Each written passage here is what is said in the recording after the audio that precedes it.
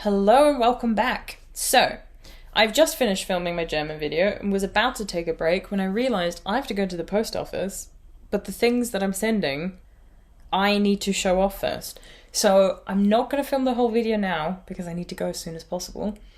So I'm just going to film this intro bit, film the bits that I'm about to send off, and the rest I'll film later. So enjoy the nice, natural, beautiful lighting we have right now. It is currently just before 2 o'clock. So by the time I'm back from the post office, it will probably be dark and you'll have artificial lighting. So that's nice. But it's been a while since I've recorded a podcast video. I filmed some other videos, which I think you'll see before this one is out, but so it might not have been all that long for you, but it's been a while. No, it hasn't been that long. It might have been whatever. I'm sitting somewhere else than I was in another video filmed, but it's all going to be out of order because I'm moving. That's just my excuse for everything now. So forgive me for the fact that not just the videos are going to be a bit all over the place, as in like you're going to get them not in the order that I filmed them, and also for the fact that I'm going to be all over the place. I have a lot going on. I'm literally moving to Germany tomorrow. So I'm trying to squeeze in this video. My German episode was an hour and a half. So we'll see how long this one will be. But let's get into the knitting. I have a lot to share. That's why my German video was so long. And we'll just see whether I talk as much now. But because there was kind of a time when everything got packed up in York, got sent over, but I was still in York. Then I was in Austria here in this apartment. It's my parents' apartment in Austria. And I didn't have all my knitting stuff. I had the things I brought with me. I had the stuff that I already had in Austria. And, you get like itchy fingers. And I kind of had looked through my yarn stash and I filmed a video about that. And I found some kind of leftover bits of yarn, old projects and things, and kind of was just like, I need to do something with this. So I'd had some leftover yarn from a project I'd made, a little dress, like a pinafore dress I'd made for my niece in 2019, I think it was. And I had some of the red yarn left over. So what I did is I made little baby socks. So all of these projects that I'm going to show you and I'm sending off in just a bit are for a friend of mine who's having a baby. Now I know people often say, don't, do baby stuff until the baby is born. The problem is I didn't want to take the wool with me to Germany, knit it there once the baby has arrived. I haven't got the space in my suitcase. But what I have done is I just did baby knits. I have a couple of friends who are having babies. So because I didn't knit them specifically with someone in mind, and I'm not sending them to the person who's pregnant, I'm sending them to a mutual friend, and then he can either send them to the mutual friend or send it to some other friends that I have. So he's kind of like my contact point, my little post office in the UK. So I'm hoping it then won't, in some ways it feels a bit like, why believe in it shouldn't change anything, but I don't even want to risk anything.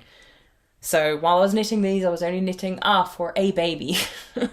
So I hope for anyone who is superstitious about that, you'll forgive me.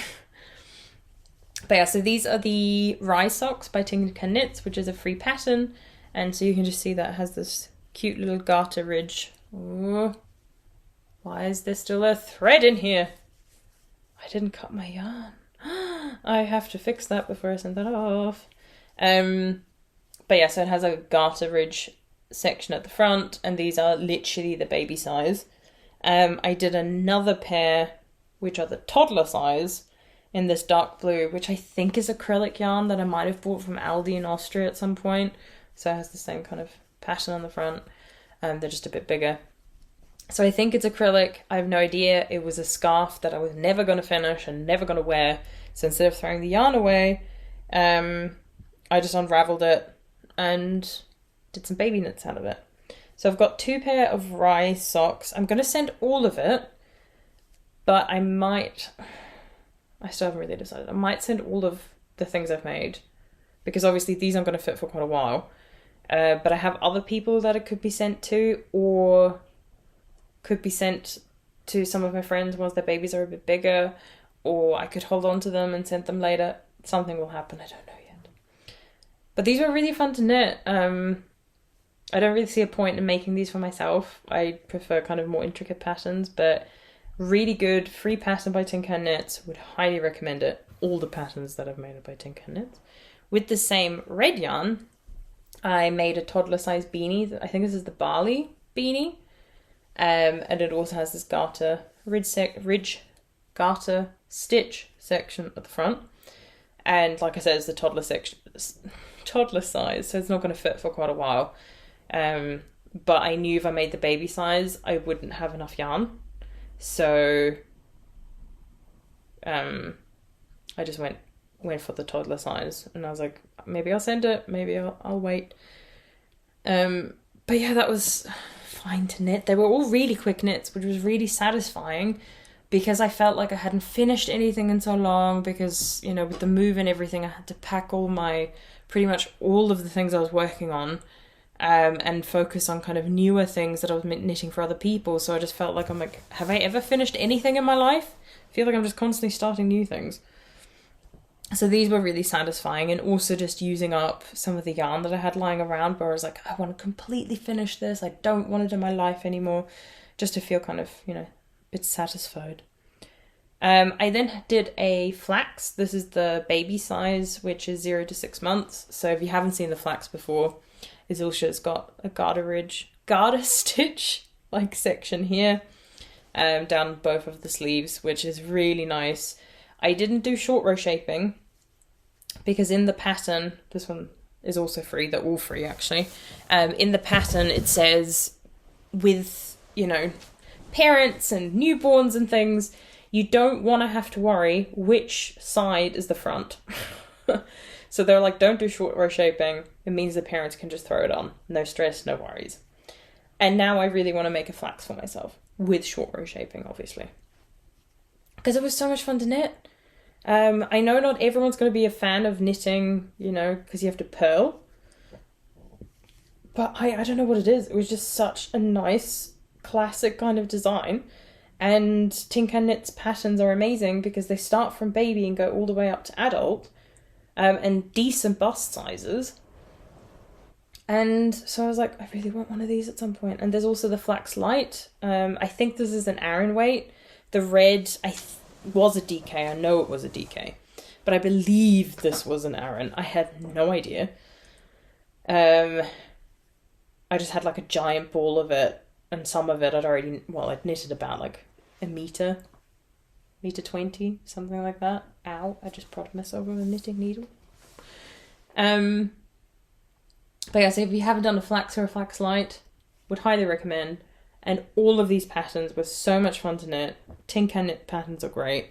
And the last one that I have is a little cardigan. This is the Harvest Cardigan. I decided to do a button. You don't have to. It says it's in the pattern, you usually don't have to. But I thought, just in case, if they do want one, it's there, but I only did one. I was like, no stress. And this one doesn't have a normal like ribbing. It has a garter stitch rib kind of section. Same thing with the button band and at the bottom. So it's a really dark blue kind of colour, which doesn't come across too well in this light. But the cool thing is, you start with the top bit of the button band, and then you pick up stitches and start working the body, doing the raglan and continuing to work the button band as well. Which is really cool, because it means you don't have to go back and do the button band later. Also, it's just adorable. That's the one thing as well. Baby knits are just really cute and quick to make. And, you know, I'm not a fan of acrylic. I've talked about it a bit before. But I had it in my stash, and I was like, I don't just want to throw it away, because it's, you know, it already exists. It's been made. The damage is done. But I know they're good for baby knits, as they're just so much easier to take care of and to wash. So makes me really happy. You know, something that made me unhappy, that scarf, and being like, ugh, what am I going to do with this yarn? And then having something where I'm like, this is practical, this is useful. That makes me happy. But yeah, so I'm going to send those off. And the Harvest Cardigan was a lot more work than the flax. Now, that could be because it was knitted flat, so, you know, you have to purl a lot, but purling doesn't really bother me all that much. I think it was just, as nice as it is to have the button band on straight away and work on it at the same time, it is a bit of a faff because you do have to remember, because it's garter, you knit every time, but if you're on the wrong side, you then have to switch to purling. So just a bit more kind of, you know, something you have to keep in mind. So I don't think I'll ever make one of these for myself, but who knows? I do kind of like it. I'm just not sure I'm a fan of the style for me, but I think it's going to look adorable. I have no idea what they're having, if it's a boy, if it's a girl, but I thought with the things that I've made, they are very neutral, in my opinion. I also think the parents who I'm friends with, I don't think they'll care. That even if I had made it pink and they were having a boy, I think they'd be like, cool, thanks. You knitted us something that's epic, thank you. And I think that's how it should be, but I know some people, you know, do kind of have colour preferences and things, but that's why I was like, I think the red and the dark blue should be okay no matter what. And then it also just means, if it does end up going some to this friend, some to another friend who's pregnant, doesn't really matter because it's just neutral, which we like. So I'd highly recommend all of those patterns. I cannot describe enough how much I enjoyed them. The fact that they're free is just makes it so accessible. I believe TinCanKnits have their own website, so you don't have to go through Ravelry if you can't access it. And yeah, so just, you know, a classic, really staple piece like the flax and the flax light, if you want, you know, something lightweight. I think that's a perfect thing. Like, I didn't say I'm wearing my Cozy Classic Raglan by Jessie May today, all knitted in Fibre Fox yarn by the lovely Georgie. If you like this pattern, Jessie May does have like a, what's it called?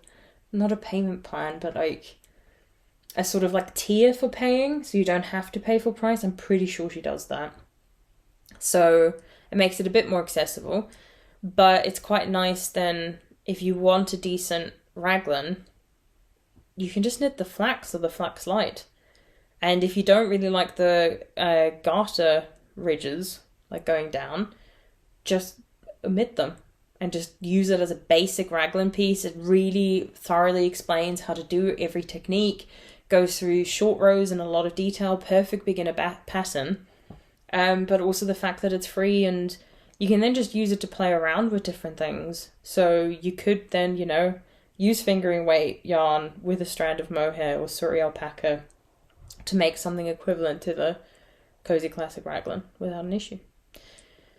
Yes, so those are the baby knits. I'm going to go send those off and I'll be back in a while, probably once the light is gone, to show off the rest, and there is a lot. So get prepared. Talk to you soon. I'm back. The lighting is now artificial.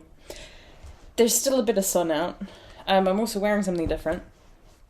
I'm in a cozy jumper now because I didn't want to wear my nice Cozy Classic raglan when I walked to the post office, because it is a decent walk and I was trying to walk really quickly to get there and back as quickly as possible, and I was like, I'm going to get sweaty, I'm going to get gross.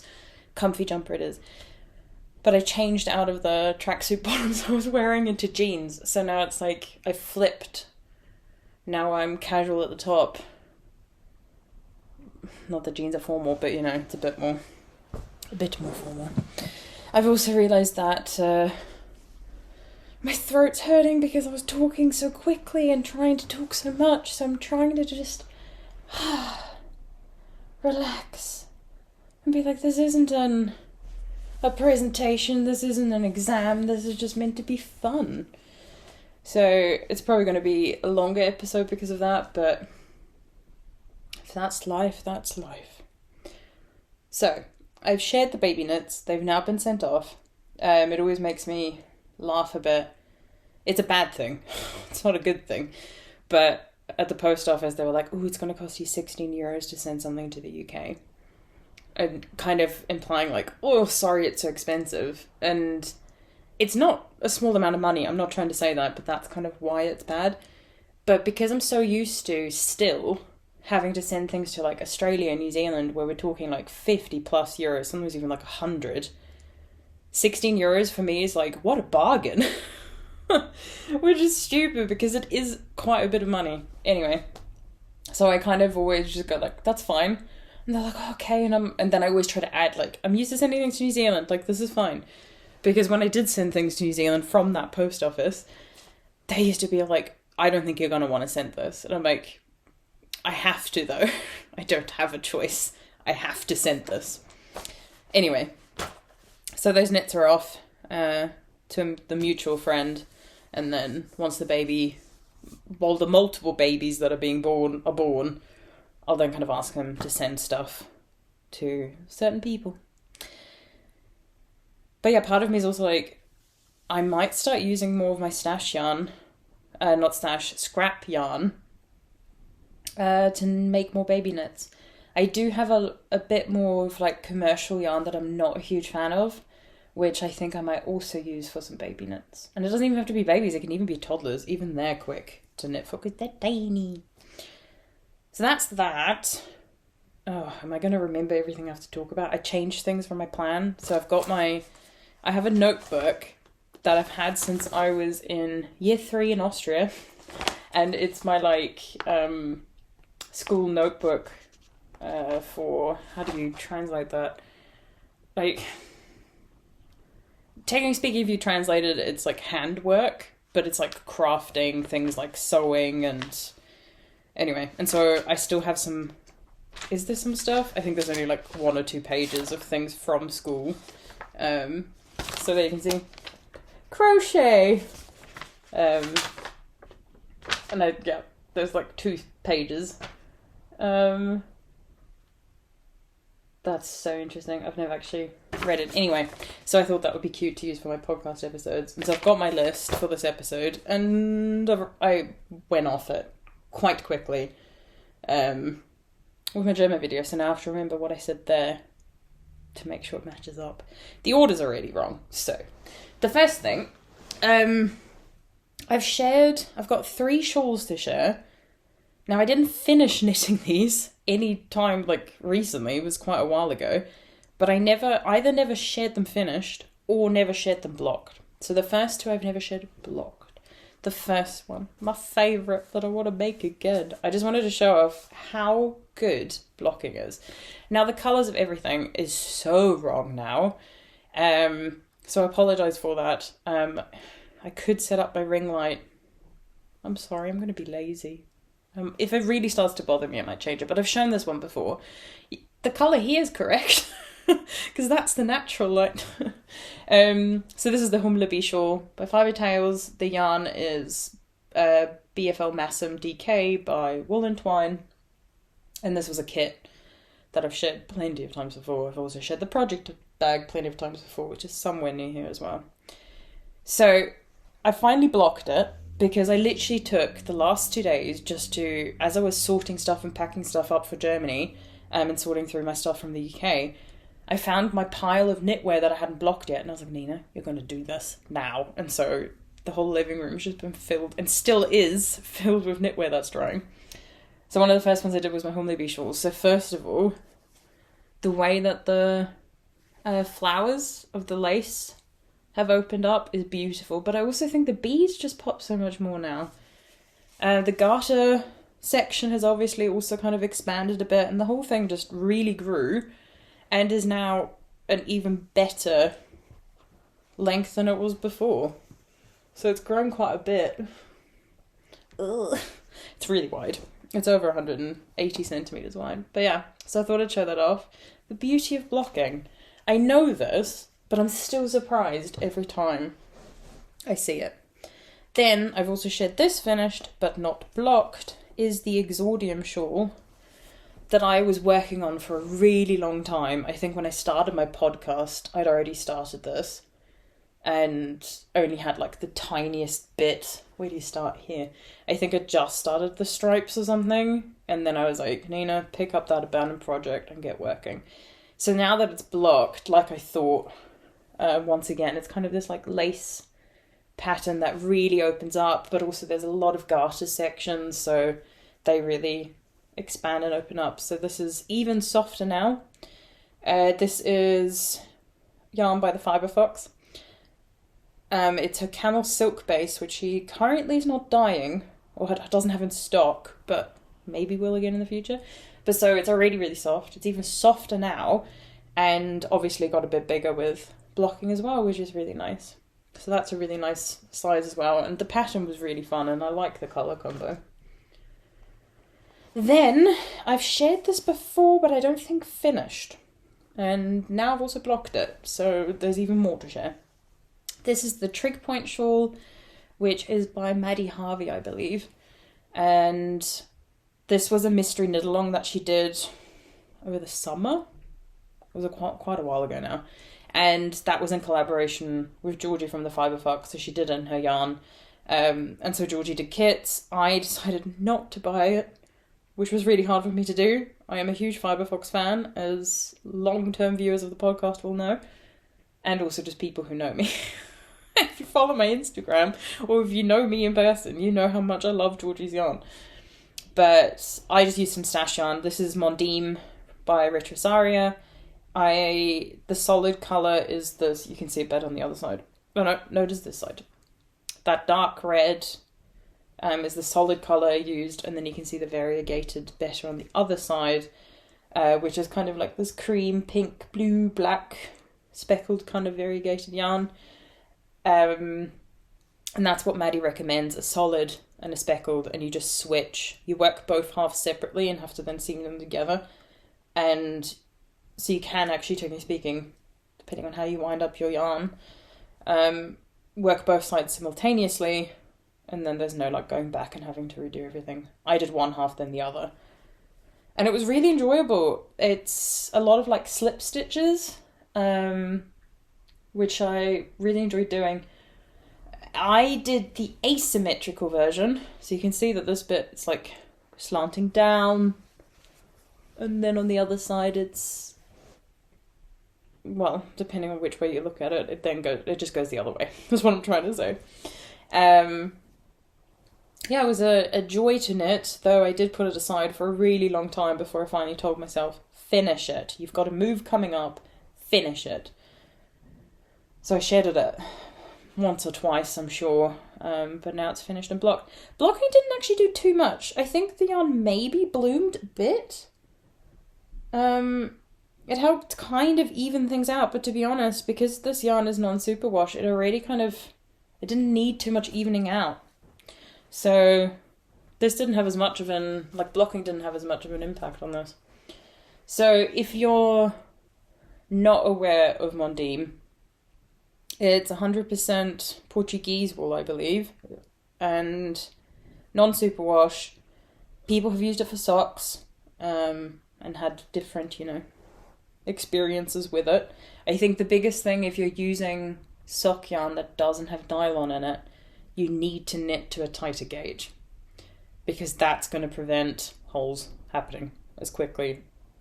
So anyway, but this isn't socks. It's not the softest wool. It's definitely not as kind of prickly as other yarns that I've used. Like if you've used any of the Istex yarn, so Pletalopi, Letalopi, Alaphoslopi, they're all much more prickly.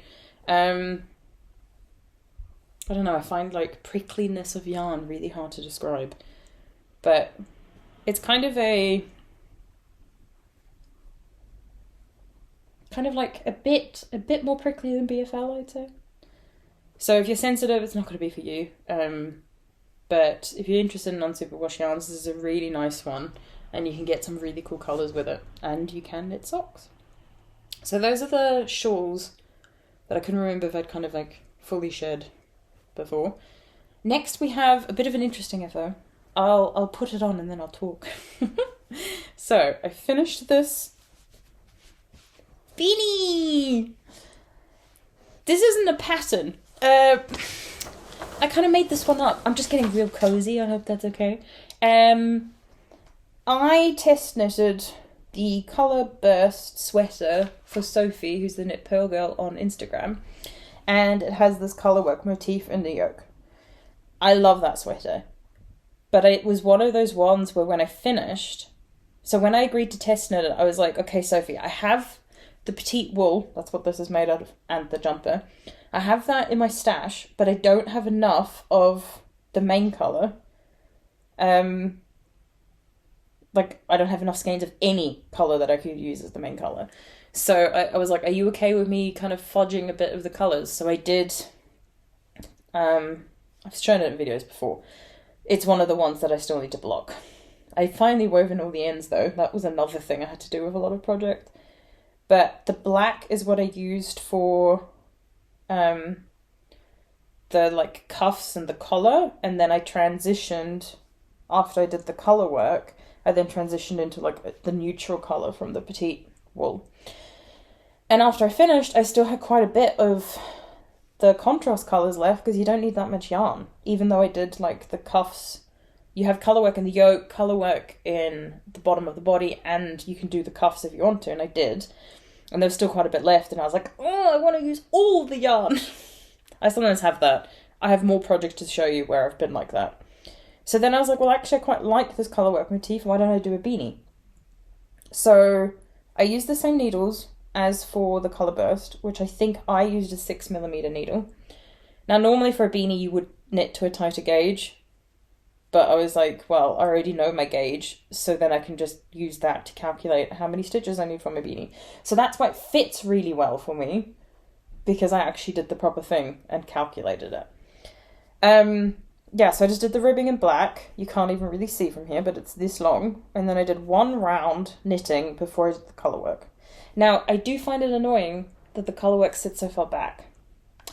But it's not like I'm going to turn this into a pattern because this colourwork motif is Sophie's.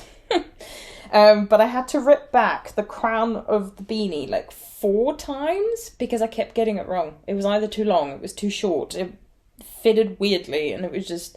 It's not slouchy, it literally just fits like just over my ears, and I do think it needs a beanie, pom-pom.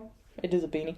I think it needs a pom-pom, because otherwise I think it's just a bit naked without it. But yeah, so that's something I just did to kind of use up some more of my stash. I could probably make 4 or 5 more of these, and I do think it's really cute. I think the black really makes these colours pop. So that will get some good wear, and it's it matches with my jumper. So when it's like really cold, not that I'm taking either of this with me to Germany because I don't have enough space, I can match, which I might not actually like, so they might never get worn together. So that's that one, and then let me gather up some things. So I mentioned with the Colour Burst beanie, I shouldn't call it that, but that beanie, that I wanted to use up yarn that I had, and this is the same thing with the project I've got here. So when I was in Austria in September, I'd looked through my yarn stash. I had some yarn coming in, but I also looked at some of the older yarn I have and wanted to just use up some of it because some of it I didn't even know where I got it from. And one of these was by Lang Yarns, and it's called Silk Dream. And it's 50% merino and 50% silk. Almost said it in German. And I kind of looked at the yarn and was like, I have no idea what to do with it. I had 2 skeins of it, which is 100 grams, and each 50 gram one is 90 meters. So it's less than 200 meters, and I was like, what am I going to do with that? So I was like, well, I'm going to make a pair of socks. So they're done. They're cute. I love them. This green is epic. And no sock pattern. I literally started with a 2x2 rib and then transitioned into a 3x1 because I could. Heel flap and gusset, though I did screw up the gusset on one of these. I improvised this completely, but the gusset on one of these just kind of goes straight instead of like going out, as this one. And I was like, I don't care.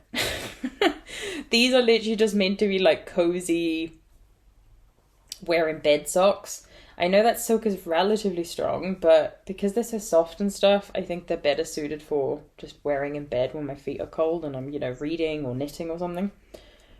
But yeah, so I continued the 3x1 pattern at the top and then just did stockinette at the bottom. And I started these, like I said, in September when I was in Austria, and I needed some car knitting. And I started a sock and got, I think by the time we were at the end of like the drive and everything, I think I'd done like the toe decreases and everything, went to try it on in the car, and it was like this much too short. And I was like, how is that possible? I had my measuring tape with me. I know how long to knit socks. And like I've knitted so many socks now. How is it that they fit so badly? I just didn't measure properly. So I was like, well, goodbye project. I will never look at you again, at least not until I'm back in Austria. So then when I came back here, I looked at it and I was like, well, now that I've started, I want to finish it.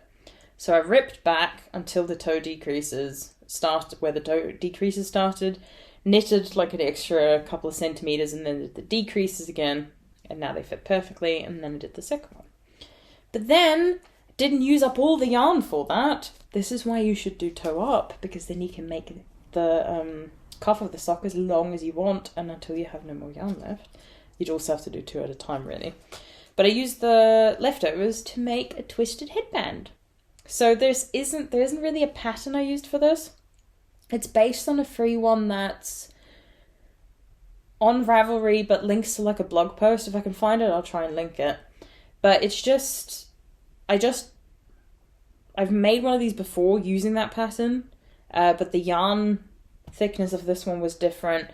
But I just kind of remembered that it was just brioche, so I just cast on enough stitches until it was wide enough for what I wanted. I used the same needles as for this. And then just worked it until I was like, that's long enough, and I was running out of yarn. I do want to go back, and I have a little, like a meter or something left, and just re-sew this together, because I did it too far at the top, because I panicked. And it just means that this is really thin and flimsy, and doesn't stay properly, so I need it to be a bit thicker there. But yeah, so just a simple little headband. And that used up all the yarn. So goodbye, Lang Yarn Silk Dream. I don't know where you came from. I think it was somewhere in Austria. But you have been used up and now you will be worn. So that's another thing that I have finished since I last filmed. What else am I going to show you? Is there only one more thing? A finished object? Why did it take me so long with my German video? Maybe it's because I'm so relaxed now. I also stopped by the supermarket because I had to buy 2 things to include in the parcel that I wanted to include, and I stopped off and got one of my favourite Austrian soft drinks. I don't think I've ever talked about it before because I couldn't get it in the UK. This is Almdudler, which is just it's lemonade, but it claims to include like herbs from the Alps. No, it's just good. It's just slightly different lemonade. So if you ever in Austria, I don't know if they sell it in Germany, maybe. It's growing to be quite popular. It's been around for a long time. I think it's quite popular. So that's maybe also why I'm a bit more relaxed. The last finished object, apparently, unless I'm going to forget something. I forgot a whip in my German video, which I included at the end, so that's funny. Quite a while ago, Inga from Knitting Traditions released she just did a podcast video, and she talked about these felted slippers that she'd made, where the pattern is for free and made by Sandnes Garn. And she had translated it in that video, though it was kind of like she was reading it in Norwegian and translating it on the go. So it's not the easiest thing to follow. And I've wanted to make these for a while. My mum's wanted to make these for a while. So my mum made a pair and I was like, that's it. You've convinced me. I need to go get yarn and I need to do it. So I've done that. And the yarn that I used is the recommended yarn, which is like Fridets Garn by Sandnes Garn. I'm pretty sure that's what it's called. So this is the colour I used. If I hold it here, you might be able to get a better representation of the colour. I needed 5 skeins, but I have a decent amount left of the 5th. So if I made them a little bit shorter, I probably could have gotten away with 4. And I think that is doable because they're felted. You can kind of like pull them once they're felted to fit your feet perfectly. That's the beauty of felted slippers. So I think I could get away with 4, and that's quite nice because I have no idea what I'm going to do with this now. I might make another pair and just buy 4 skeins, or maybe even just 3, and maybe do more like stripes, colour work of some kind. I don't know. But here they are. These are called the Doble Tøfler, like I said, by Sanders Garn. And these literally fit my feet perfectly. So perfectly that you'll notice that this one is shorter than this one because my left foot is shorter than my right foot. So it's amazing. And I kind of looked at felting videos and stuff, wanting to make sure I did it right. But the thing is, even if you over felt, and I did, I technically speaking went too far because after the first half an hour of washing, they were too big after I tried them on. And so then I just put them in again, and then they were way too small. They were like, I think about this long all of a sudden, and I've got quite big feet. So I really had to stretch them out, and now they fit really perfectly. They're so snug, but in a really good and warm way. So the way that you knit this, it's a free pattern. I have translated it myself using Google Translate and looking up Norwegian terms and English knitting terms, and using Inga's video to kind of help with some bits. I might try and include it below or find some way of kind of like linking that Word document or something if people are interested. Just because I know quite a few people want to knit these, but the pattern, even with Google Translate, isn't the best. The video where Inga has talked about it, I think there's a bit where she accidentally skipped over something, which is fair enough, you know, she was kind of just doing it on the fly. But yeah, so I might see if I can share that, but I also don't want to step on people's toes. But the way that you knit it is, it actually, before you felted it, kind of looks like this, because you slip one bit into the other one once you felted it, so it's double. So you can see here how pointy this one is at the top, whereas this one is nicely rounded. It's because I knitted these two differently. I was testing something out. So you cast on the number of stitches that you need to go around here. So it's knit in the round until you get to this point here, and then you have to knit one section here and the other section on the other side. My hair is everywhere. And then once you've done that, you then seam up the top. So that's why I've got this pointy bit here, because that's, you know, where you've seamed it. I can't feel it when I'm wearing them. They just look a bit weird.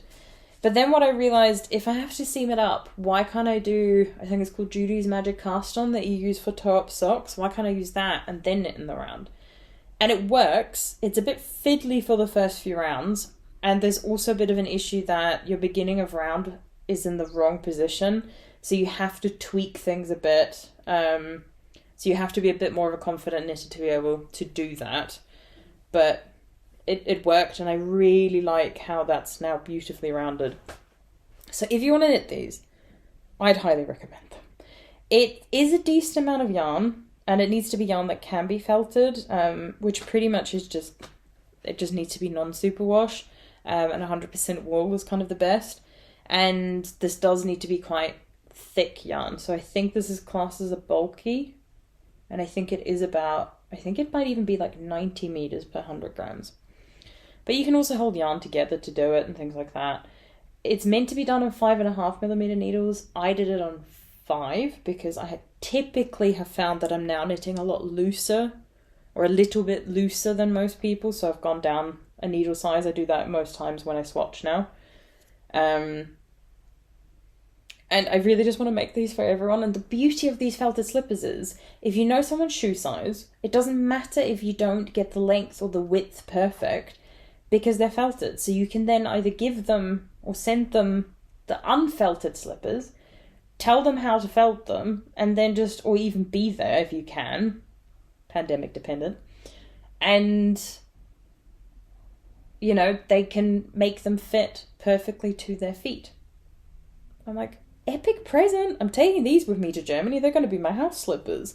You can obviously then also like sew something on here. You can see the little knobble. Sew something on here, do something so it's not too slippy. Currently with the floor that we have like in this apartment, I found it okay. But I could imagine that it could be a bit slippy on some surfaces. But yeah, if you, please knit these. I know they're not the cheapest. I think the yarn ended up costing me like 25 euros, maybe a bit more. So, you know, you can get a pair of slippers for less than that, than the time spent knitting, but that's not why we craft. I think it's just an epic present as well to give people, or to have slippers in your house for different sizes. So if people come to visit. But then, of course, you got to deal with the issue with sweaty feet and then washing them. And apparently every time you wash them, they do felt a little bit more, so you got to be careful. And I guess you either need someone in the house who then has that size of feet, so you can use them to kind of stretch them back out. Or you need those, like, wooden things you can get to stretch out, like leather shoes if they're a bit too tight. I'm completely off track. That's so not important. Anyway, I just think that's really cute. So let's talk whips. And if I find any more finished objects, I guess I'll talk about them then. First of all, I'm going to talk about my Luminate sweater. So this is actually something, you know, you've seen before. Most of these whips you haven't seen before. This was in the shipment, so I haven't really had a chance to work on it. And while I have worked on it, it's not a lot. So last time I was working on the first sleeve, and I was just at the beginning of the cuff. I've done the cuff, and it's a short cuff. It's 1 inch only. So it's looking incredible, if I don't say so myself. And the sleeve was a bit of a pain compared to the body. I didn't enjoy the sleeve. I don't know if it was just stress at the time or whatever, but I think it turned out beautifully. I just have one sleeve to go, but it's not coming with me to Germany. I need to be really picky about the things I work on, and while there's not a lot left to do, I need to think about what things I'm going to get the most wear out of while I'm over there, and this won't get worn as much as some other things, plus the fact that I don't have a lot left to knit means that I don't want to bring it, because then it means I need a new project soon after. So this is going to be put to sleep for now. That's actually a really awful way to put it. I shouldn't say that. I'm never saying that again. But, so I'm going to put that, wrap that up in, like, you can already see some of the yarn is stored in, like, plastic bags. Sadly, one of the best ways to, not just prevent moths for, like, getting in, and we're not going to go into detail, but moths getting in, but also if you have any, if you've got your yarn in separate bags, obviously it'd be ideal if you had each skein in a separate one, but even just a couple like grouped together or like a project together, if there are any in one of these and it affects everything else, it's just contained in that bag. So I need to put the other ones in there. And that's living in last year's Advent project bag from the Fibre Fox. Not much longer to go for me for next year's Advent. And I've got the project bag again. So I'm not sure if that one will come with me, because otherwise it's too much Christmas. Like, that's a thing. Next, I have a little bit of progress to show on my Fru Alstad shawl. Still don't know if that's how you pronounce it. Now, it doesn't look like much has changed, but I'm almost done with the moss stitch section now. Well, it's double moss stitch. I think I've got 18 more rows in total to do, so it's a decent amount. I've got quite a few stitches. By the end of that, I'll be at almost 400, and then I finally get to do the chart for, I think it's like a snowflake pattern or something. I think there's 2 more sections after this one, or something like that. But I'm almost at the end of the first skein. I've got 2 more, so there'll be plenty of yarn to finish it off. And it's one of the projects where I know I've let myself work on this slowly and occasionally, but it's meant I've really enjoyed coming back to it, even though it's just been the same thing over and over again. And normally I struggle with shawls, but maybe it's because I wasn't putting pressure on myself. This was just when you get a chance, knit on this. So I really enjoyed that. But not much to say about that one until I get to the next section, obviously. The next whip I've got is also one of the ones that... So the Fruit Alstad wasn't in the shipment, so that's why I've kind of worked on it quite a bit again. And same thing with this next one. I shared this at some point, I'm pretty sure, or maybe I just shared the yarn. But this is the beginnings of a Fibre cardigan by Fairytale. And it's going to be really hard to show it off in this lighting, because it's not the best and it's getting worse. But you can hopefully see that there's these longer stitches that you draw across. And this is the back of the cardigan, which is for a friend of mine. And you then seam it together with the front pieces, and what happens is these lean this way, the other piece they'll lean that way, and then you get this kind of fern design, and that's what fjord means in Danish. So it's meant to look like a fern, and I think is a fern or is a feather? Because then there's also, I get so confused. I think it is fern. My brain. But last time, the ribbing is broken ribbing, if you can see that. I need to turn on more lights.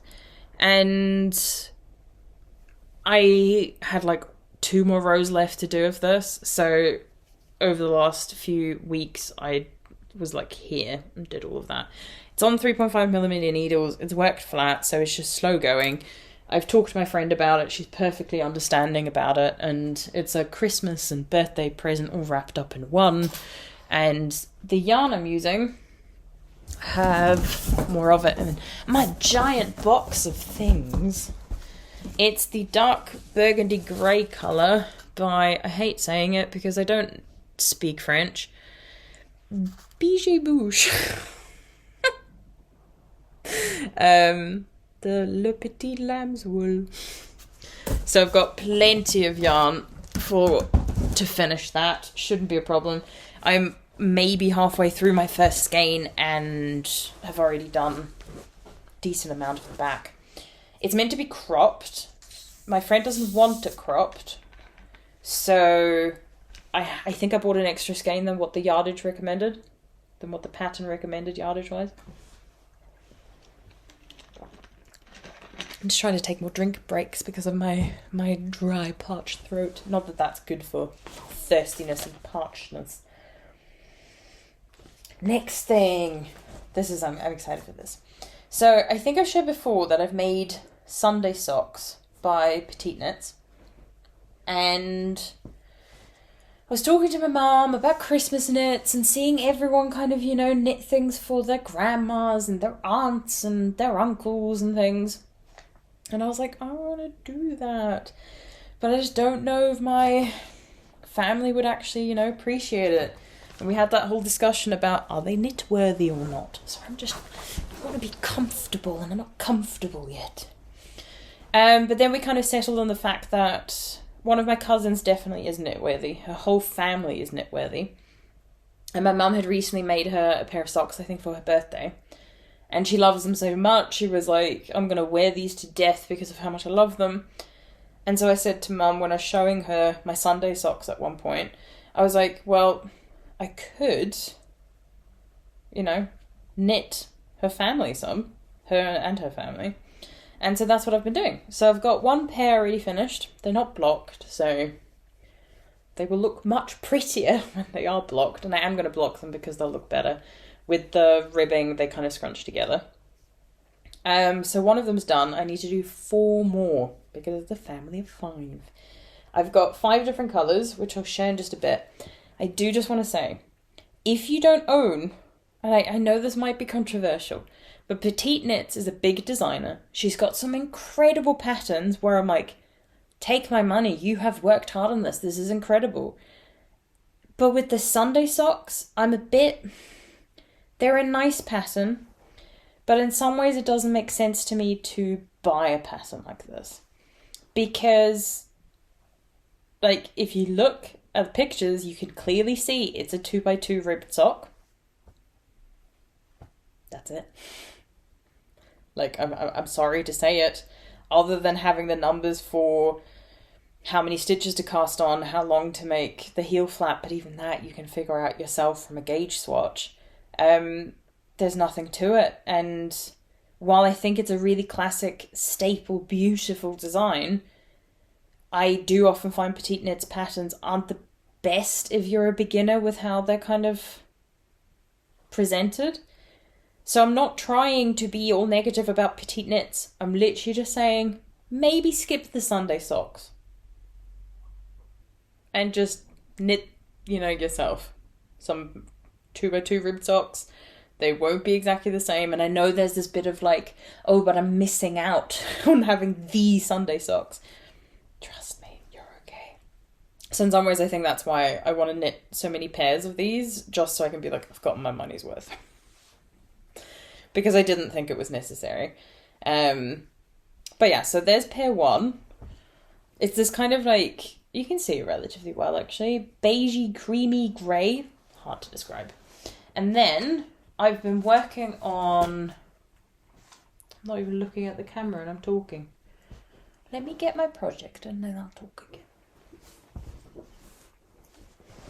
I've been working on the second pair, which I'm doing in this blue that is not turning up. Ooh, maybe you can sort of see. And this is for one of her daughters. This is for her son, who's quite a bit younger. And while his size is the smallest size that this pattern comes in, there is a junior one as well, which goes to smaller sizes. What I decided to do, because he is quite a bit younger, and therefore also, like a little bit shorter, I've made this bit about 5 centimeters shorter or something. Just a little bit, because even though you're obviously meant to, well, you don't have to, but the way it was designed is you fold the cuff down. And I thought if I did the same length, it could be a bit of an issue with how high up that goes. So I thought doing it a bit shorter would be good, but it's still, a decent length. And I've just started, I think I've done my first decrease for the heel.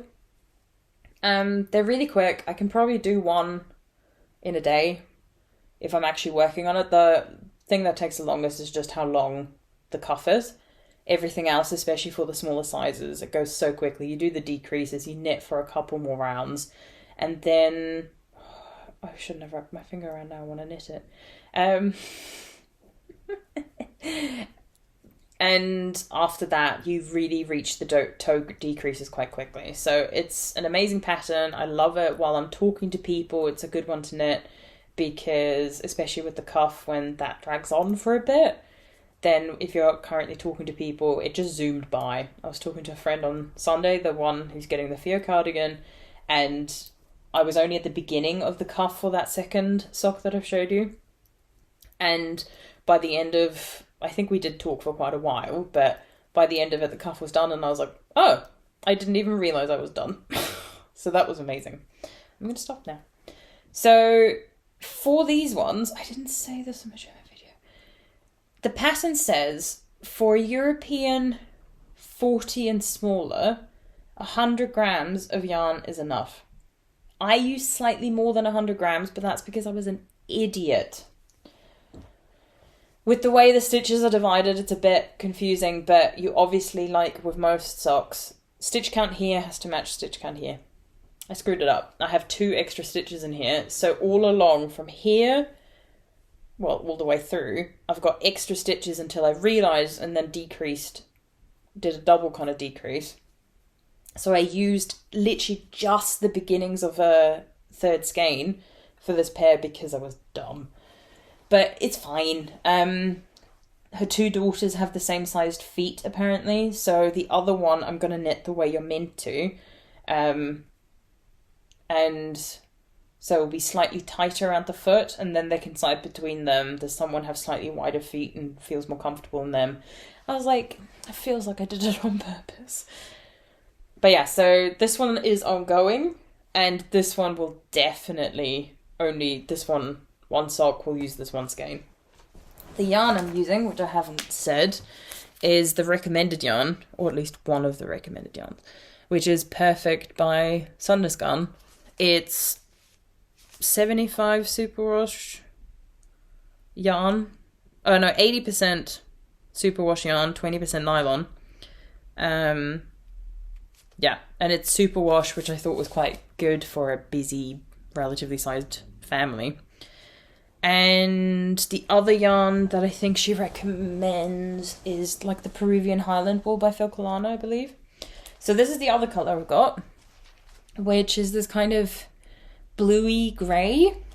I've got another blue, but in comparison, you can see it's a much more, I don't know, teal sort of, and it's a lighter blue. And the last one is a red one. So these are mum and dad, and these are the kids. So I've gone for these kind of more classic, like, ooh, petite knit kind of colours for the two girls, because they're both teenagers. And I was like, I think this is going to be very, you know, they might enjoy a pop of colour, but from like when I have interacted them before, you know, it's the fashionable thing, if you will. So I think they'll really enjoy those. So that's kind of also an acquisition thing. I'm going to go turn on another light and see if I can get this lighting to be better, because this is just ridiculous. So I've turned on another light, but it's also over there, and I don't know if it's going to do much. I have this one, but as you can see, that's going to make it worse. So we're going to make do, otherwise I might have to move. Oh, doing videos in winter, isn't it fun? I don't actually mind. I know watching it is a bit frustrating when you can't see the colours properly, but that's when I'd say follow me on Instagram. The next thing is a test knit for Sophie of the Knit Pearl Girl, who I mentioned earlier.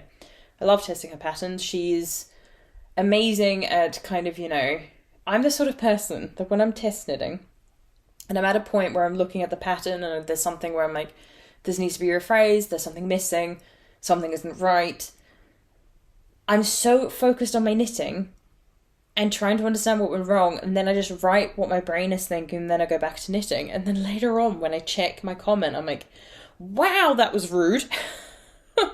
You know, all it would have to be is just, it's not really rude, I'd say, it's just the fact that it's a bit too direct and to the point, and there's no like niceties before it. I literally just go, this is missing.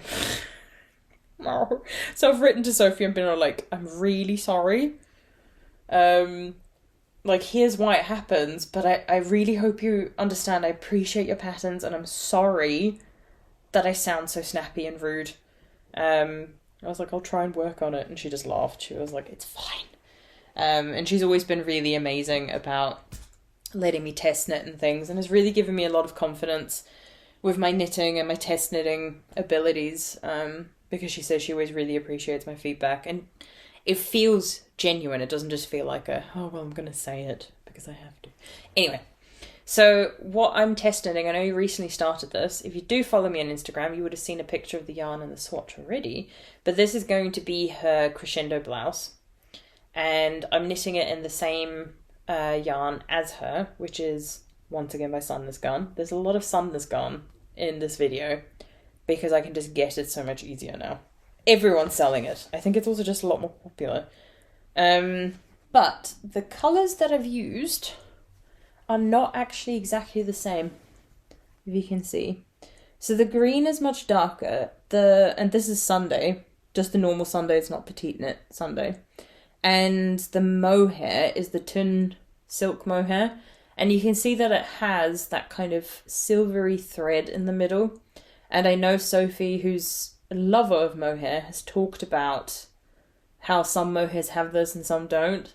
And it can be really frustrating. I quite like it for this project. And I knew it would have this. But together they do form what I think is just a really beautiful fabric. You'll be able to see it better on Instagram. And once this has grown, once I've actually knitted on it, it will be easy as well. I've literally just started on, I think I'm on row 3 of the lacework chart, and I'm loving it. It's all I want to knit on, but I was trying to focus on the socks and see if I could get that blue pair done before I leave, so that I don't have to take the extra yarn with me. It's not going to happen. I've still got, after I finished filming this, I've still got some other bits that I need to get on with packing and sorting and just getting everything ready for my move. But yeah, so I've been really enjoying that. Sophie's patterns are really well written, and she's always, like I said, just amazing about any sort of like criticism or feedback that we have as test knitters. So I've got quite a bit of yarn because Sophie wasn't too sure how much I'd need. I will probably be knitting maybe 3/4 sleeves, but we'll see, because I'm probably, for this one, instead of doing my usual thing of sleeves before I finish the body, I might do the body and then do the sleeves, because I'm okay if they're short. I'd like to have 3/4 though. That's my plan. Well, that's what I have planned for and hoped for, but we'll see. So the deadline for this is January, mid-January, something like that. I'm hoping to get it done before then. I am hoping also to film some extra videos, and kind of talking about just the chaos with my knitting right now and how many projects I have on the go. It's ridiculous. And just trying to see what I can put in place to kind of rein things in and keep things in check and under control. But I know a lot of it has been because of the move, that I haven't been in my usual space, I haven't had my usual projects to work on, so I started new things. But anyway. But I'm not worried about that getting done. That won't be a problem at all. And the next project came around because when I was looking at the yarn that I bought for that test knit, it was soon after that Mum and I had decided, okay, I'll knit those Sunday socks for my cousin's family. And when I'd already been looking at my yarn that I was trying to find, I found some of Sunless Garn's silk mohair. Not the tin silk mohair, which comes in 25 gram skeins. The base, like the blend of it, is a little bit different. Their actual silk mohair comes in 50 gram balls. And this is the yarn that I bought. So it's got like pinks and yellows and purples in it. It's so interesting. I've never seen like commercial mohair like this.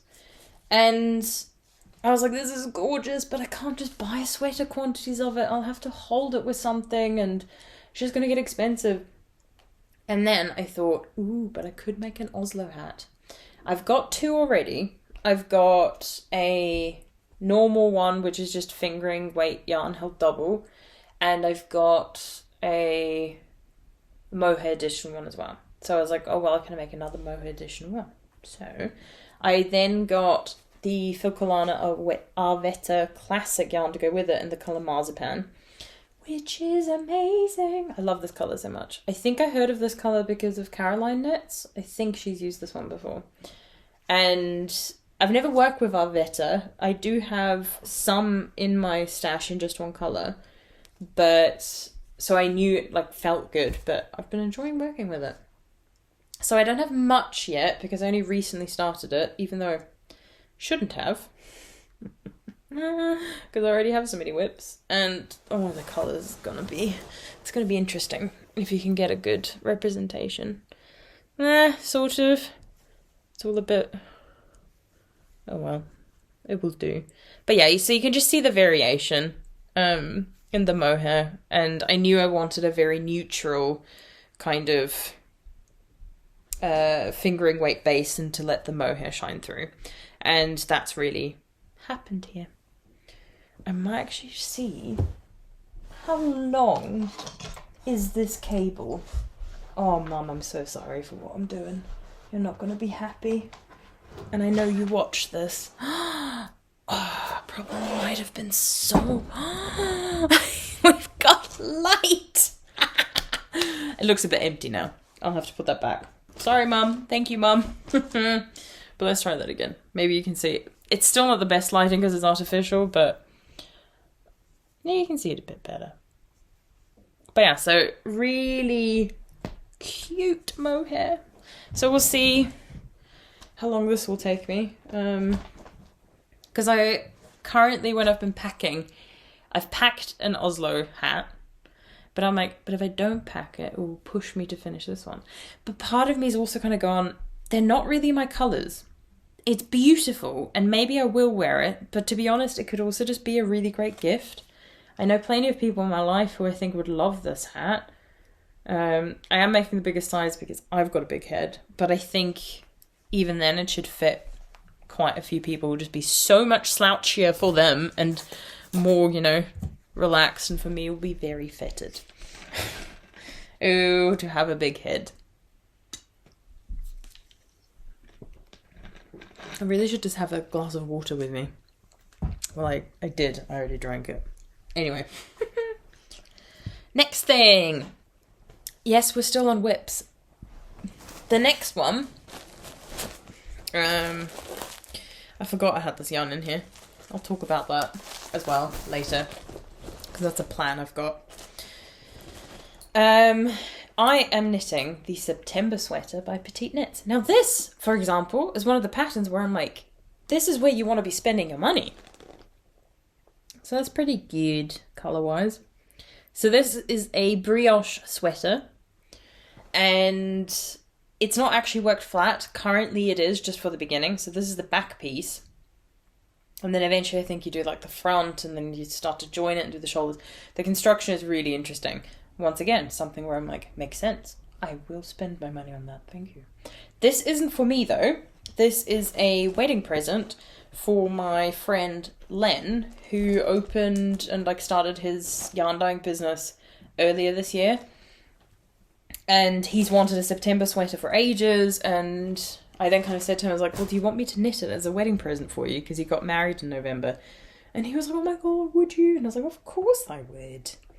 So the yarn that I'm using for this, the mohair is actually dyed by Georgie. This is one of her happy accident colours. So it's quite nice because Georgie's also friends with Len. She was at the wedding, which was so nice to see those pictures. And so then he's going to have a jumper that I've made. So we'll have my hair in it. And it will have Georgie's mohair. And the DK weight yarn was dyed by him. So that's amazing. So it's a really gorgeous colour, and I love how it's come out with the green mohair. Oh, amazing. But yeah, so check out Len's yarn dyeing business. He's called Frog and Fish Yarns. You can find him on Etsy if you want to buy a yarn, and you can follow him on Instagram, and everything will be linked below. So I've bought some of his yarn before, but this is actually the first time I'm working with it, and I didn't pay for this yarn. This is Len's yarn. But the jumper's just going directly back to him once I finished it. So I'm trying to focus on this one as well because, well, he's had his wedding now. So, you know, I want to give it to him. And I'll just show off the swatch because I swatched and it's beautiful. And brioche is so squidgy.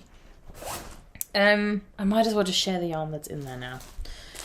So I've just packed 2 skeins of tin silk mohair. It's a different green to the other one. It's much more kind of grey and olivey to the other one, which is a bit darker, so you can see very different. And I've packed 2 skeins of some Plitalope that I have in this really dark mossy kind of colour. I'm hoping they'll look cool together, because I was thinking about maybe trying to take this with me to make some of the Melody Hoffman released a pattern for socks where she used those 2 yarns. Well, she used a mohair and she used Plitalope. So I'm hoping that will work out and be okay, if I can take it. And I really want to make them. I think they're so cute. But we'll see whether I can take the yarn. More whips! But first, I need to go get my laptop charger because I've been sitting here for so long that I now need to charge my laptop. Yay! Laptop is charging. I got myself a glass of water. We should be all good for a little while. Okay. Next work in progress is what I've got in here.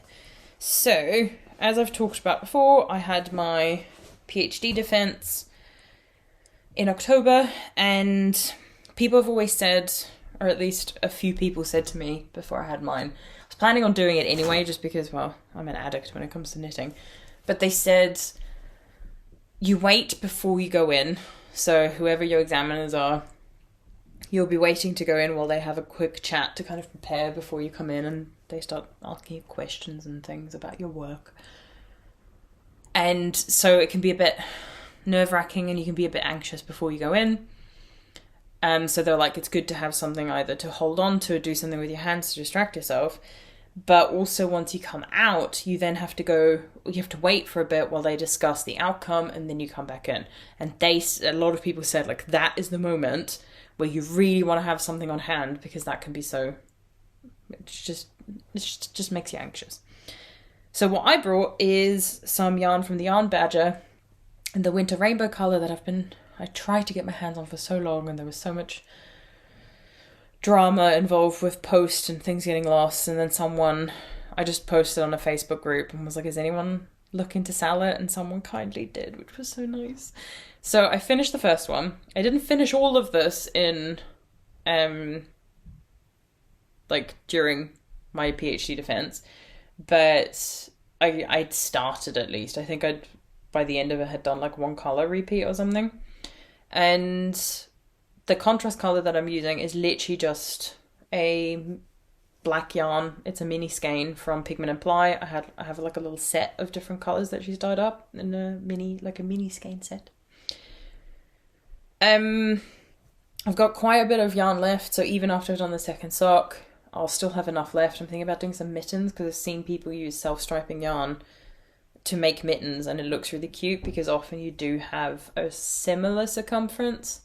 Because if I stick my hand, that would fit quite well, or even slightly more, slightly less, whatever.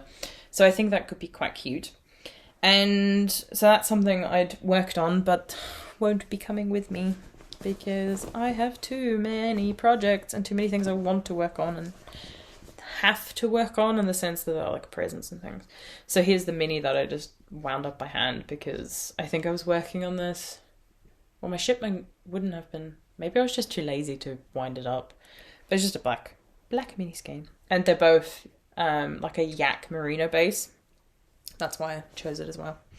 Since we're on the topic of socks, started some new socks. This is some of the yarn I already had in Austria, and I saw what are they called? Tyval socks by Nari Swordland, and no, Sari Nordland. Did I just say Nari Swordland? My brain. Anyway, Sari Nordland. I've only just finished the cuff and did the first bit of the cable, so there's really not much to see here. The yarn itself is a Rico Design one. It's an alpaca sock blend, so it's like really fluffy. You can see the halo, and this is kind of like bluey grey colour. And oh wow, there's a lot of fluff here. Bye, I'm gonna throw you out.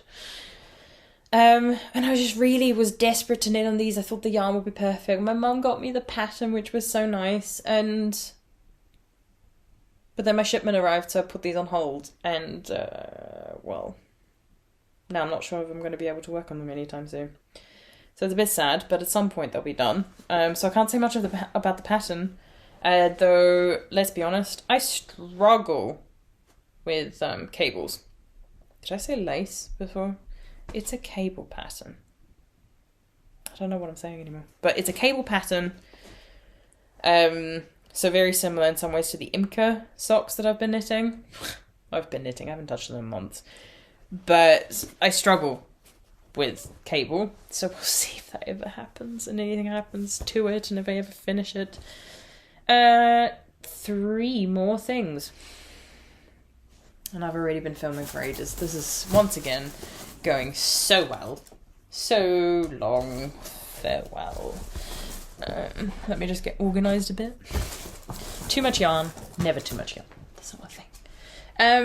The next thing is also some yarn that I had in Austria already, which I specifically left behind One, because of luggage and because I knew I wasn't going to get around to knitting it anytime soon, but also because I was like, oh, I might need something to do before my shipment arrives. And so I did cast it on, and it was one of the main things I really focused on. This one and...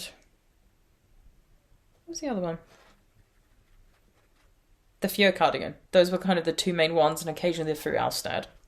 So there's a knitting shop in Vienna called Laniato. There's also a website where you can order from, and Mum and I have bought from there quite often. They have some really nice yarn, and they recently started stocking Kamerosa, and specifically the Snæfnug yarn, however you pronounce it. It's Danish for snowflake, I believe.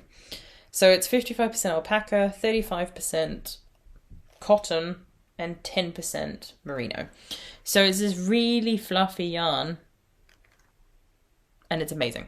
Absolutely amazing. I love it. I've wanted to work with it for ages, and I bought enough to make the oversized seasons cardigan by Ozetta. So this is how far I got. Like with the Harvest cardigan I showed before, the button band gets done at the same time. So you can see here the two markers I've got. It's so hard to show everything with the cables I've got on here. The two markers I've got is to indicate where I need to sew the buttons on. And so I've got 2 button holes already. And it's really fun. The only awkward thing is you have to have, you know, like short circulars or DPNs, because this is, I'm doing it on 3.5. This I think I'm doing on 4.5. And so that's just a bit annoying. But it's just cool because you don't have to go back and do it later. And it's beautiful. The size, the fluffiness of it, how soft it is. And I did this really quickly because I had nothing else to work on. And then other things came in and I haven't worked on it. So I've done a decent amount of the body. Any of you who've watched my previous podcast episodes know that I've been working on the season's sweater. Is it also oversized season sweater? Either way, it's the same stitch. It's also really big. It's DK and mohair that I'm using to knit that one. And I have a sleeve left to do and the rest of the body, but one sleeve is already done.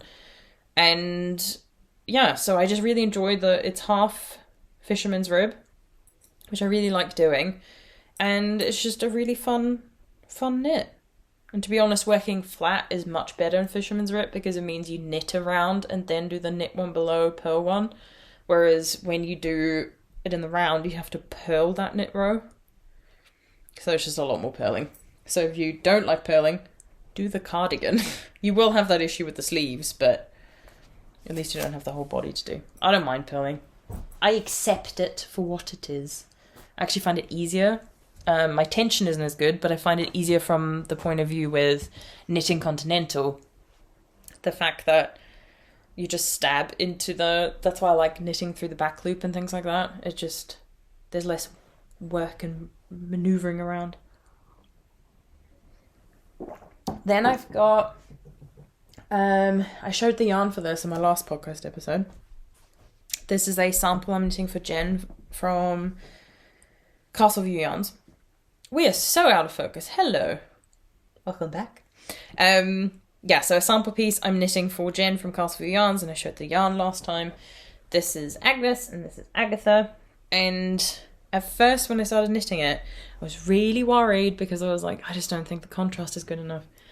But now that I'm at this section, that's beautiful. I love how they're working together. So they are quite similar because they're both purple toned. But when you see this close up, it's actually really beautiful and you can see the difference. It's just a lot more subtle. It becomes a bit more obvious at the top. So this is the Breathe and Hope shawl by Casapinka, I believe. So like I said, it's a sample piece I'm working up for Jen in her yarn. And once again, this is a project I really do need to focus on. So it will be coming with me to Germany. And once I'm done, I'll send it all. I'll send the rest of the yarn. I think she wants the rest of the yarn. Any leftovers and the sample piece to her. And as payment, I will then get 2 skeins of some of her yarn. That's how sample knitting typically works. So not too much to say about the pattern, because I'm not that far through yet. It's currently not my favourite. I like the yarn. I think the yarn is gorgeous. Knitting with it, I've knitted with Jen's yarn before. I love Castleview yarns. Her yarn dyeing is also beautiful. The pattern is fine, it's well written, it's just, I struggle with shawls, and because I know there's a deadline, I think I struggle even more, but I'll get it done. It's already been quite a while, but Jen was aware of the fact with the move and everything, it would be delayed, and she was like, look, as long as it gets to me, I think she wants it by like spring or summer, I'm like, I can do 2 skeins for a shawl. But yeah, so I don't think I'll ever make that shawl for myself, it's just not very me, but I'm enjoying the knit. It's okay. Not my favourite knit, but I like the yarn, so that's what gets me through. And the last thing that I started last night, because, you know, I don't have enough whips. I don't know if you've known that. If you can tell, I definitely don't have enough whips. It's a crochet project, though. I have started a blanket. Now, it's a special blanket. It's not just any blanket. This one will not get abandoned. Not that I've abandoned my other ones, it's just I have other things to work on. But it's crochet and I'm using the ripple stitch, so you can see it kind of goes up and down, up and down. And I've just finished row 1 and I'm starting on row 2. All I want to do is work on this right now. I'm really enjoying it. So I've made it quite wide because I do want it to be a really cozy, snuggly blanket. I'm using a 3mm hook, which I'm about to lose. I've never crocheted with fingering yarn before. I've only ever done DK and thicker. So it maybe needs to be a needle size, a bigger hook size to be more open. But to be honest, I'm not here for seeing the stitches. I'm here for that pattern. So currently I'm happy with this. But the reason this blanket is special is because of the yarn that I'm using. So the one that I've started with is this really gorgeous green mini from Skein and the Stitch, which is Jess, who's from America but lives in the UK with her family. And this is part of her Friendships mini skein set. And she dyed this up because she had a yarn show coming up and she needed to do, was it a friendship colorway? But it was she needed to do a color and she just wasn't sure what to do. And she was like, I think it was friendship inspired. And she was like, and she asked the group that we're all part of, as part of like a knit night, and we've just all bonded throughout the pandemic. And she asked all of us, well, if it's meant to be, you know, friendship themed, she was like, give me some colors and I'll dye that up in a fade. So we all kind of contributed. And so as soon as I saw her release it, I was like, well, I need one of those sets. And then I was trying to think, well, what am I going to do with it? And all of the people that I have like knit night with and that I now play D&D with and chat with whenever, they're all hand dyers except me. I'm the only one who hasn't done it. So it's just quite interesting. And because I've bought yarn from all of them, what I then decided to do, and I think it was Jen from Castle View Yarns who is making a ripple blanket, I think maybe in her like Friends mini skein sets or something. And I saw it and I was like, oh, that's a really cute stitch. I like that. And I was like, oh, I could do that and use different colours of yarn that my friends have dyed. So it's going to be my friendship blanket. And now, especially now that I'm not in the UK anymore, it will be a really nice way to feel, you know, closer to people who really helped me through the end of my PhD, the pandemic, and some other life things that were going on. But yeah, so I think with the one row, it looks a bit weird, but I think with the second row, you can already see it coming together. And once I finish the second row, I'm going to weigh how much yarn I have and then try and figure out how many rows I'm going to do. I think traditionally you do 2 rows in each colour, but I might do 3 if it works out. I want to try and use as much of the yarn as possible. And then by starting with a mini skein, I know how much I can get out of 20 grams. And I think other than Len from Frog and Fish Yarns, I think I have mini skein sets from everyone else, or at least a mini skein. So I'll figure something out. Though Len did say, I said to him, I was like, well, I want to make a friendship blanket. And he was like, fine, I'll get some minis in just to dye for you for that blanket. So I haven't forgotten Len. And now that I've started the blanket, the pressure is on. But yeah, so that's the newest thing. But it's crochet. It's crochet. It doesn't count. You know, it's just it's a freebie, like socks and gift knits, right? Right? Have a sip of water. So that's the end of my whips. I think this is a record length episode for me, which is sadly saying something. The next thing I'm going to share is acquisitions. Now, acquisition-wise, I've got a decent amount because it's been a while, and also because some of it, a lot of it really, is, a lot of it? Nah. Only one of it is some gift knits. So, my mum is a knitter. My mum watches these episodes. Hi, Mum. And her and I, we talk so much about knitting. So much. And when she saw that I'd made the Primavera sweater for Lydia from Waco Yarn, she was like, I want one. And I was like, I can make you one if you want. She was like, yeah, please. And we talked about yarn, and we were like, well, now that I'm in Austria, we can get Wild Atlantic yarns much easier without having to think about, like, customs and stuff, because she's based in Ireland. Not Northern Ireland, Ireland. I can't say Ireland without doing an Irish accent, and I'm sorry if anyone feels insulted by that.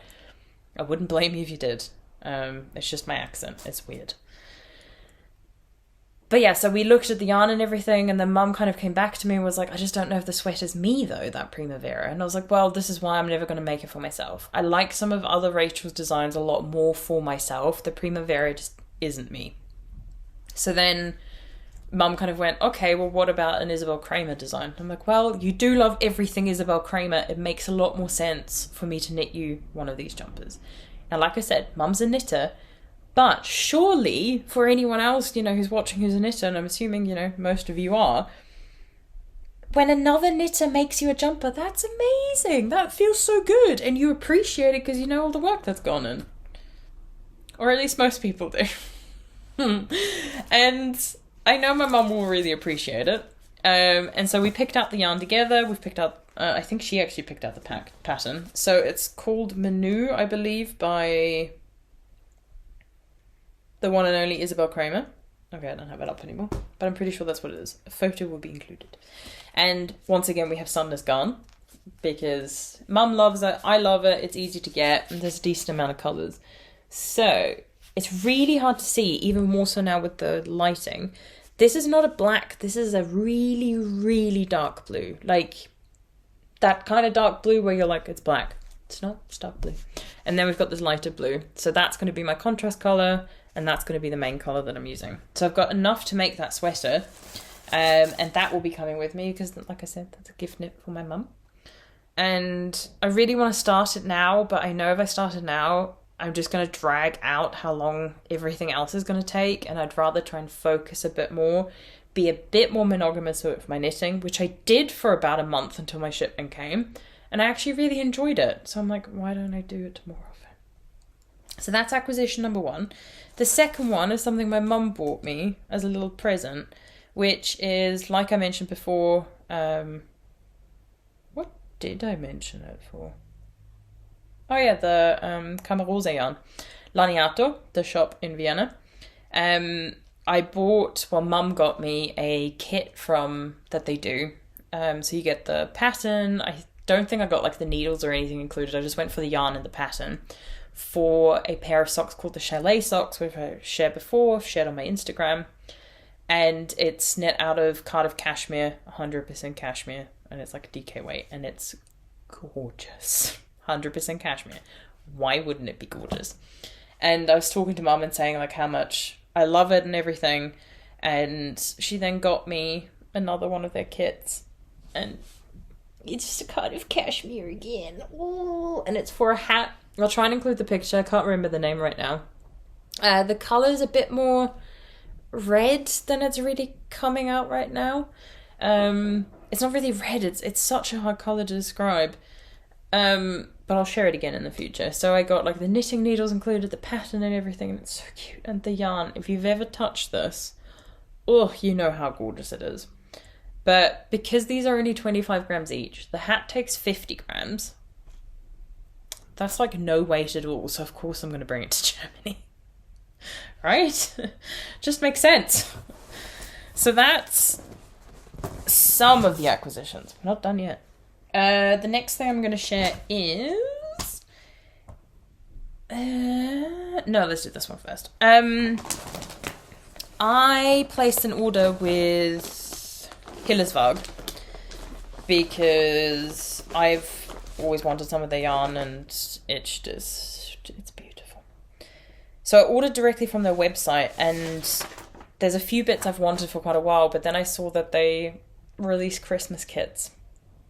And I was like, Mum, my heart is breaking. And she was kind enough and she was like, I'll buy you the sweater. You can have the Christmas sweater. I've never made myself a Christmas sweater. So this will be my first Christmas sweater, and it won't get cast on until the 1st of December. I'm going to work on it, and hopefully I'll get it done for Christmas so I can wear it on Christmas Day. Also, I just want to say, I know how lucky and fortunate I am having a mother who knits, so not just having like the help and support and the enabling of each other, but also the fact that Mum quite often, when I find something beautiful, will be like, buy it for me and for yourself at the same time. So that's quite nice. But this is what the jumper will look like. So you can see she's got these beautiful trees on the front and the yoke. I'm not knitting it in those colours though. I went for the green and the white option. And this is knit in Sol. You can't really see the green. Oh, there you go. That's a bit better. So I'm having a green moment again. I love green. And it's 100%... Is it lamb's wool? It's Norwegian wool. 100% Norwegian wool. Yeah, lamb's wool. So I've got enough in the kit to make that. The pattern is only in Norwegian. So good thing that with the Doble Tøfler... Doble Tøfler? I think that's what it's called.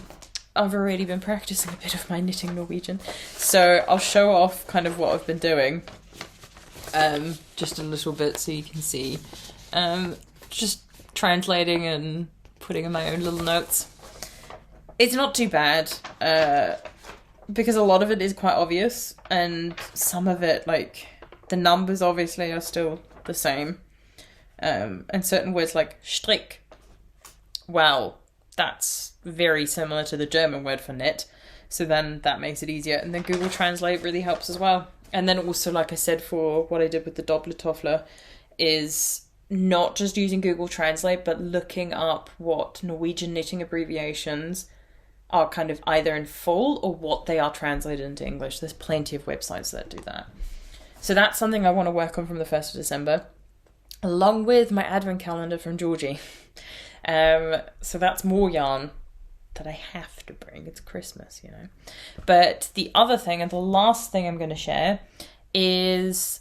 So last year I had 2 advent calendars. I had one, it was Georgie's, and I had the other one was by Lucy Locketland. And Georgie's was a 20 gram one, Lucy's was a 10 gram one. So this year I've only got Georgie's, which is a 20 gram one. I had wanted to buy hers, which is a superwash merino one, and nylon is the base I went for. But I wanted another advent calendar which was non-superwash. Now, there aren't many available from what I could see. I'd hoped to get one from Emma from Woolly Mammoth Fibre Co. But she decided not to do one this year. She did a kind of winter box, like winter solstice box. That's what she's been doing kind of throughout the year. And she's like, nah, I'm just going to stick with that. Fair enough. She's also just had a baby, which she probably already knew when she kind of announced that. So I see what you've done there, because it's a lot of work. And... so I was then kind of keeping an eye out, and then I think Nelly and Eve did release one, but it was like one bulk payment and it was a lot of money, which I was just like, I can't do this when I'm in the process of moving. Georgie's was kind of done in installments, which makes it a bit more accessible because it just spreads everything out a bit more in case anything happens. But I did then see that Jule from Woollentwine, while she hasn't done an advent calendar, she's done like an advent set. So Jess from Skein and the Stitch has done something really similar. Hers is going to be a fade, and she's released, like, shown the first colour, but it's 4 skeins of sock weight yarn. I think Jess also gives you a 5th one on Christmas Day, which is quite nice. But I've got 4 skeins with my advent calendar. There's a candle, there's some stitch markers, and it's just really cute and cozy and advent time. So the first advent has been, it was on the 28th of November, which was the Sunday that's just been. for me. And I opened my first one. So if you maybe also have this one, the problem from what I could see is I don't think they were numbered, or at least I didn't see any numbers. So what I've done is they were kind of in the box, and I just went for the one that was closest to me, and I've numbered the rest because I'm going to take them with me. And so this is the one I've decided is the first one. And it's also green colour. That's a bit better. So this is her Corriedale sock. It's 100% non-superwash and no nylon. 400 meters per 100 grams, and the colorway is called Evergreen. And I've only ever worked with her BFL Massum DK in the Humleby shawl, but I love her yarn. And the Corriedale sock feels really nice. And I was like, well, if it's non-superwash and it has no nylon, then the important thing, I think I said it earlier, is I need to knit to a tighter kind of gauge to make sure they kind of last. And I was watching Brogan's video of Woollentwine. Not Woollentwine, that's this one. Woolly Witchcraft podcast, I believe it is. Was it her? I think it was her. And she was working on the Gros socks. Was that her? Maybe. I get so confused. I watched so many podcasts. Anyway, I watched someone. And they were working on the Gros socks by Fibertales. And I was like, ooh, this green colour would be perfect. And because the yarn used in that one is also a nylon-free one, I was like, well, then it's just meant to be. Because then that's already kind of typically been taken into consideration in the design. So that's something I want to cast on as soon as possible. And will hopefully do very soon. Yeah, that's everything. So I'm currently in the process of, like I said, packing everything up and getting ready to fly to Germany. So I've got a bit of stress with sorting out the apartment and making sure it's all good to go, that my boxes are kind of sealed and safe to be stored for a while. I'm taking 2 suitcases with me to Germany. So I've just been trying to sort out what to take, what not to take. All my yarn, it breaks my heart. And I've been trying to kind of plan what projects are important, what will I most likely want to work on, having a bit of variety, and hopefully I won't be too tempted to buy too much yarn while I'm over there, because I've got plenty to work through in my stash, and I want to work on it. I love all that yarn I've bought. And so I kind of try to think of how many months entertainment will I be able to get out of it, and just kind of pack accordingly. And like I said, have some variety with shawls and jumpers and socks and hats and things like that. So I need to finish that off. But yeah, so it's just been a bit stressful. Mainly, as stupid as it is, I've been stressing out about what yarn to pack. I'm very fortunate that is the thing I'm stressing about. Everything else is pretty much easy for me. It's stressful, but it's sorted and it's manageable and it's doable. But yes, so more videos coming hopefully soon. We shall see. I am now not going to speak for the rest of the day. Not that there's... Well, I'm guessing there is quite a bit of the day. Okay, it's 4:30. It's quite late already. But yeah, record long video for me. Thank you so much if you have watched to the end. I understand if you haven't. Not that you'll be watching this to hear me say that I understand. Anyway, thank you for watching. You'll see me again hopefully soon, probably in a different location, because I'll probably not film my next podcast. Well, I know I won't film my next podcast until I'm in Germany, so see you in Germany. Thank you so much for watching, and see you next time. Bye!